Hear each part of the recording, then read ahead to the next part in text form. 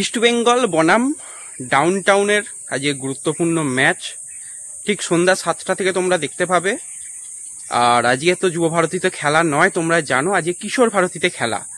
কিশোর ভারতী মাঠটা কিরকম হবে, কিরকম খেলা হবে সেই দিকে অবশ্যই নজর থাকবে। যারা যারা এখনো টিকিট কাটোনি, ভাবছো যে ম্যাচটা দেখতে যাব কি যাব না, ডার্বির আগের ম্যাচ, এই ম্যাচে 3 পয়েন্ট পেলে ডার্বিতে অনেক ফ্রি ফুটবল খেলা যাবে এবং গ্রুপ চ্যাম্পিয়ন হতে পারবে আবারও ইস্ট বেঙ্গল। গত সিজনেও হয়েছিল। তো অবশ্যই যারা এখনো টিকিট কাটুনি, মনে হচ্ছে টিকিট অ্যাভেলেবেল রয়েছে, একটুখানি দেখে নিও। আমি ফেসবুক পেজেও দিয়ে দেবো ডিটেলস, এগুলো একটু দেখে নিও আর ম্যাচটা দেখতে যেও। আর তোমরা ম্যাচ দেখবে কিভাবে? ম্যাচ দেখার জন্য ভাই একটাই কাজ, তোমাদের চ্যানেল সাবস্ক্রাইব করে রাখতে হবে। আর ম্যাচ শুরু হচ্ছে সন্ধ্যা 7টা থেকে। টিভিতে যারা দেখবে তারা তো জানোই যে কিভাবে দেখতে হয়, সোনির নেটওয়ার্কে যে চ্যানেলগুলো রয়েছে।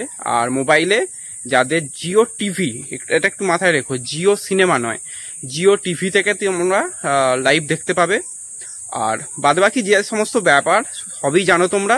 চ্যানেল যারা সাবস্ক্রাইব করে রাখবে, যারা ফেসবুক পেজে জয়েন থাকবে, তারা পেয়ে যাবে, অসুবিধা কিছু হবে না। আর হ্যাঁ, স্কোর লাইন প্রেডিকশান করো। স্কোর লাইন প্রেডিকশানটা কিন্তু আজকে অবশ্যই দরকার। যাদের যাদের স্কোর লাইন মিলে যাবে তাদের নাম কিন্তু শেয়ার করা হবে। তো স্কোর লাইন প্রেডিকশান করে দিও। আর লাইভের ব্যাপার তো বলে দিলাম।